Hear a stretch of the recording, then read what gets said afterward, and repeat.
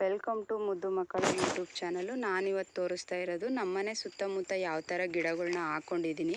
ಕೈ ತೋಟ ಅಂತಾರಲ್ಲ, ಆ ಥರ ಕೈ ತೋಟ ಮಾಡ್ಕೊಂಡಿದ್ದೀನಿ. ಇದರಲ್ಲಿ ಕೆಲವೊಂದು ಗಿಡಗಳು ಔಷಧಿಯ ಗಿಡಗಳು ಸಹ ಇದ್ದಾವೆ. ಹಾಗೆಯೇ ಹೂವಿನ ಗಿಡನೂ ನಾನು ಹಾಕಿದ್ದೀನಿ ಇಲ್ಲಿ. ಅದರಲ್ಲಿ ಯಾವ್ಯಾವ ಔಷಧಿ ಗಿಡಗಳು ಇದ್ದಾವೆ ಅಂತ ಹೇಳ್ಬಿಟ್ಟು ನಾನು ಇವತ್ತು ನಿಮಗೆ ತೋರಿಸ್ತಾ ಇದ್ದೀನಿ. ಇಲ್ಲಿ ನೋಡ್ಬೋದು, ನಾನು ಇಲ್ಲಿ 2 ಅಡಿ ಗುಂಡಿ ತೆಗೆದುಬಿಟ್ಟು ಇಲ್ಲಿ ಯಾವುದೇ ಥರ ಹಣ್ಣಿಂದಾಗಲಿ ಯಾವುದೇ ತರಕಾರಿ ಸಿಪ್ಪೆಗಳ್ನಾಗಲಿ ನಾನು ಬಿಸಾಕೋಕ್ಕೆ ಹೋಗೋದಿಲ್ಲ. ನಾನು ಇಲ್ಲಿಗೆ ತೊಗೊಂಬಂದು ಹಾಕ್ತೀನಿ. ಅದು ಕೊಳೆತು ಗೊಬ್ಬರ ಆದಮೇಲೆ ನಾನು ಆ ಗೊಬ್ಬರನೇ ತೆಗೆದುಬಿಟ್ಟು ಗಿಡಗಳಿಗೆ ಹಾಕೋದು. ನಾನು ಯಾವುದೇ ಥರ ಹೊರಗಡೆಯಿಂದ ಗೊಬ್ಬರನ ತೊಗೊಂಬಂದ್ಬಿಟ್ಟು ಹಾಕೋದಿಲ್ಲ. ಇಲ್ಲಿ ನೋಡ್ಬೋದು, ಇಲ್ಲಿ ಮೆಹಂದಿ ಸೊಪ್ಪಿನ ಗಿಡ ಇದೆ. ಇದನ್ನು ತಲೆಗೆ ಹಚ್ಚೋದ್ರಿಂದ ತುಂಬಾ ತಂಪು ತಲೆಗೆ ಅಂತ ಹೇಳ್ಬಿಟ್ಟು ಇದನ್ನು ಯೂಸ್ ಮಾಡ್ತಾರೆ. ಹಾಗೆಯೇ ಈ ಕಡೆ ಬಂದರೆ ಇದು ಗಣಕೆ ಸೊಪ್ಪು ಅಂತ ಹೇಳ್ಬಿಟ್ಟು, ಈ ಗಣಕೆ ಸೊಪ್ಪು ಇದು ಕೆಂಪು ಹಣ್ಣಿದೆ, ಇನ್ನೊಂದು ಬ್ಲ್ಯಾಕ್ ಹಣ್ಣು ಬರುತ್ತೆ, ಅದ್ರದ್ದು ಅದೂ ಪಲ್ಯ ಮಾಡ್ತಾರೆ, ಇದನ್ನು ಮಾಡ್ತಾರೆ. ಇದು ಬಾಣಂತಿಯವ್ರಿಗೆ ಪಲ್ಯ ಮಾಡಿಕೊಡ್ತಾರೆ. ಬಾಣಂತಿಯವ್ರಿಗೆ ಇದ್ರ ಪಲ್ಯ ಮಾಡಿಕೊಡೋದ್ರಿಂದ ಎದೆ ಹಾಲು ಹೆಚ್ಚಾಗಿ ಬರುತ್ತೆ. ಹಾಗೆಯೇ ಅವರಿಗೆ ಶೀತ ಆಗಲಿ ಕೆಮ್ಮಾಗಲಿ ಏನೂ ಆಗೋದಿಲ್ಲ. ಅದರಿಂದ ಇದ್ರ ಪಲ್ಯನ ಮಾಡಿಕೊಡೋದ್ರಿಂದ ಬಾಣಂತಿಯವ್ರಿಗೆ ತುಂಬಾ ಒಳ್ಳೆಯದು. ಹಾಗೆ ಇಲ್ಲಿ ನೋಡ್ಬೋದು, ಪಪ್ಪಾಯ ಹಾಕಿದ್ದೀನಿ. ಈ ಪಪ್ಪಾಯದಲ್ಲಿ ತುಂಬಾ ಔಷಧೀಯ ಗುಣಗಳಿದ್ದಾವೆ. ಹಾಗೆಯೇ ಪಪ್ಪಾಯ ಎಲೆಯಲ್ಲಿ ರೋಗ ನಿರೋಧಕ ಶಕ್ತಿ, ರಕ್ತದಲ್ಲಿ ಪ್ಲೇಟ್ಲೆಟನ್ನು ಹೆಚ್ಚಿಸಲು ಇದನ್ನು ಉಪಯೋಗಿಸ್ತಾರೆ. ಹಾಗೆ ಜ್ವರ ಬಂದರೆ ಇದರ ಜ್ಯೂಸ್ ಮಾಡಿ ಕುಡಿಯೋದ್ರಿಂದ ಜ್ವರ ಕಮ್ಮಿ ಆಗುತ್ತೆ. ಹಾಗೆಯೇ ಇಲ್ಲಿ ನೋಡಿ, ಇಲ್ಲಿ ದಾಸವಾಳ ಗಿಡ ಇದೆ. ಇಲ್ಲಿ ನುಗ್ಗೆ ಸೊಪ್ಪಿನ ಗಿಡನೂ ಹಾಕಿದ್ದೀನಿ ನಾನು. ನೋಡಿ, ಈ ನುಗ್ಗೆ ಸೊಪ್ಪು, ಒಂದು ಇಡೀ ನುಗ್ಗೆ ಸೊಪ್ಪಲ್ಲಿ 12 ಕೋಳಿ ಮೊಟ್ಟೆಯಷ್ಟು ಶಕ್ತಿ ಈ ಒಂದು ಇಡೀ ನುಗ್ಗೆ ಸೊಪ್ಪಲ್ಲಿ ಇದೆ ಅಂತೆ. ಹಾಗಾಗಿ ಈ ನುಗ್ಗೆ ಸೊಪ್ಪನ್ನ ನೀವು ಸಾಂಬಾರಲ್ಲಾದರೂ ಸರಿ, ಪಲ್ಯ, ರೊಟ್ಟಿ ಯಾವುದ್ರಲ್ಲಾದರೂ ಈ ಸೊಪ್ಪನ್ನ ಯೂಸ್ ಮಾಡಿಬಿಟ್ಟು ತಿನ್ಬೋದು ನೀವು. ಹಾಗೆ ಈ ಕಡೆ ಬಂದರೆ ನೋಡಿ, ಇಲ್ಲಿ ವೀಳ್ಯದೆಲೆ ಹಾಕಿದ್ದೀನಿ ನಾನು. ಈ ವೀಳ್ಯದೆಲೆ ಬಾಯಿ ಸ್ಮೆಲ್ ಬರುತ್ತಲ್ವ, ಅಂಥ ಟೈಮಲ್ಲಿ ಈ ವೀಳ್ಯದೆಲೆನ ತಿನ್ನೋದ್ರಿಂದ ಬಾಯಿಯ ವಾಸನೆ ಕಮ್ಮಿ ಆಗುತ್ತೆ. ಈ ಮಧುಮೇಹಿಗಳು ಇದನ್ನು ತಿನ್ನೋದ್ರಿಂದ ರಕ್ತದಲ್ಲಿ ಸಕ್ಕರೆ ಪ್ರಮಾಣ ಕಮ್ಮಿ ಆಗುತ್ತೆ. ಹಾಗೆಯೇ ಕಡೆ ಬಂದರೆ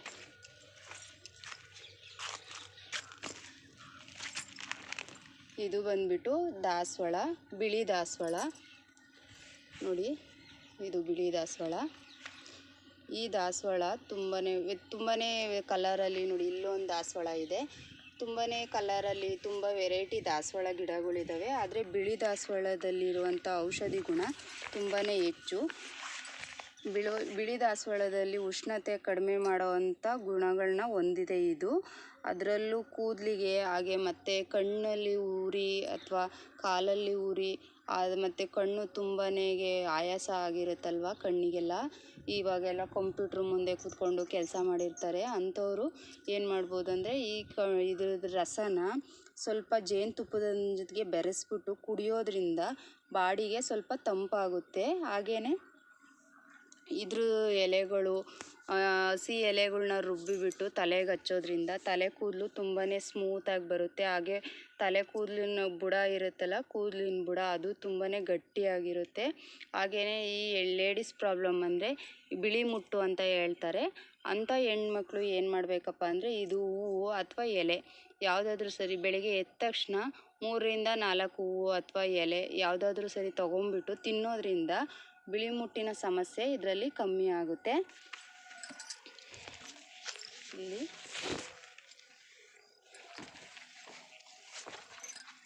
ಇದು ದೊಡ್ಡಪತ್ರೆ.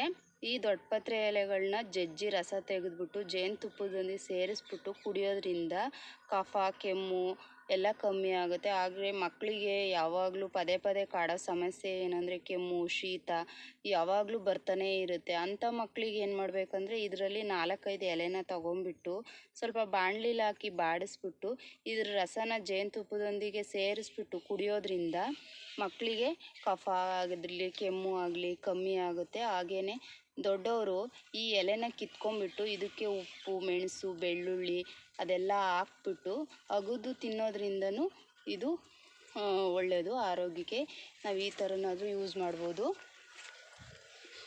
ಹಾಗೇನೇ ನೋಡ್ಬೋದು, ಅಲ್ಲಿ ಬಾಳೆ ಗಿಡ ಹಾಕಿದ್ದೀವಿ. ಅದು ಇವಾಗ ಬಾಳೆ ಗಿಡ ಹೂವಾಗ್ತಾ ಇದೆ.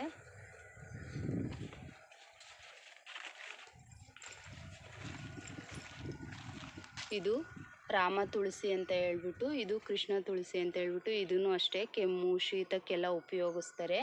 ಈ ಬಿಳಿ ತುಳಸಿಯಲ್ಲಿ ಖಾರದ ಅಂಶ ಕಮ್ಮಿ ಇರುತ್ತೆ, ಈ ಕಪ್ಪು ತುಳಸಿಯಲ್ಲಿ ಖಾರದ ಅಂಶ ಜಾಸ್ತಿ ಇರುತ್ತೆ. ಹಾಗೆಯೇ ಇದು ಬಂದ್ಬಿಟ್ಟು ಸೀಮೆ ರೂಬ ಅಂತ ಹೇಳ್ಬಿಟ್ಟು, ಸೀಮೆ ರೂಬ ಇದು ಎಲ್ಲ ನರ್ಸರಿಯಲ್ಲೂ ಸಿಗುತ್ತೆ. ಈ ಶುಗರ್ ಇರೋರು ಏನು ಮಾಡಬೇಕಂದ್ರೆ ಬೆಳಗ್ಗೆ ಎದ್ದ ತಕ್ಷಣ ಇದರಲ್ಲಿ 4-5 ಎಲೆ ಕಿತ್ಕೊಂಡ್ಬಿಟ್ಟು ತಿನ್ನೋದ್ರಿಂದ ಶುಗರು ತುಂಬಾ ಕಂಟ್ರೋಲ್ ಆಗುತ್ತೆ. ಹಾಗೆಯೇ ಇದರಲ್ಲಿ ಇಮ್ಯುನಿಟಿ ಪವರ್ ತುಂಬಾ ಇದೆ. ಹಾಗಾಗಿ ಇದರಿಂದ ಡೈಲಿ ಬೆಳಗ್ಗೆ 4 ಎಲೆ ತಿನ್ಬೋದು. ಹಾಗೆ ಇದು ಒಂದೆಲ್ಗ ಅಂತ ಹೇಳ್ಬಿಟ್ಟು ನೋಡ್ಬೋದು, ಚೆನ್ನಾಗಿದೆ ಅಂತ ಹೇಳ್ಬಿಟ್ಟು ಒಂದೆಲ್ಗದ ಗಿಡ ಇದು. ಇದು ಬಂದ್ಬಿಟ್ಟು ಹೈಬ್ರಿಡ್ಡು. ನಾಟಿ ಇನ್ನೊಂದು ಗದ್ದೆ ಸೈಡಲ್ಲೆಲ್ಲ ಬೆಳೀತಾರೆ, ಅದರಲ್ಲಿ ಔಷಧಿ ಗುಣ ಜಾಸ್ತಿ ಇರುತ್ತೆ. ಇದು ಬಂದ್ಬಿಟ್ಟು ಹೈಬ್ರಿಡ್.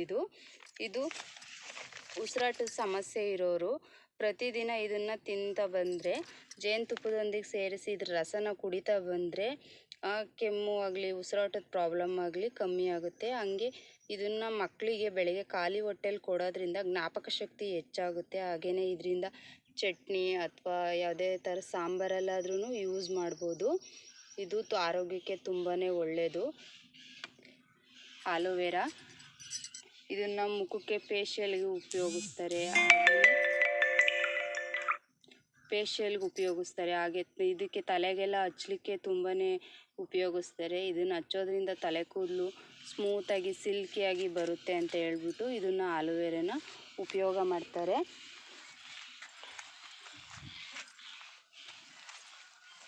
ಯಾರಾದರೂ ಫಸ್ಟ್ ಟೈಮ್ ನಮ್ಮ ಚಾನಲ್ನ ನೋಡ್ತಾ ಇದ್ದರೆ ಪ್ಲೀಸ್ ಸಬ್ಸ್ಕ್ರೈಬ್ ಮಾಡ್ಕೊಂಡು ನೋಡಿ. ಹಾಗೆಯೇ ಬೆಲ್ಲೈಕನ್ನ ಕ್ಲಿಕ್ ಮಾಡಿ. ನಾನು ಹಾಕೋವಂಥ ಫಸ್ಟ್ ವಿಡಿಯೋ ನೋಟಿಫಿಕೇಷನ್ ನಿಮಗೇನೆ ಬರುತ್ತೆ.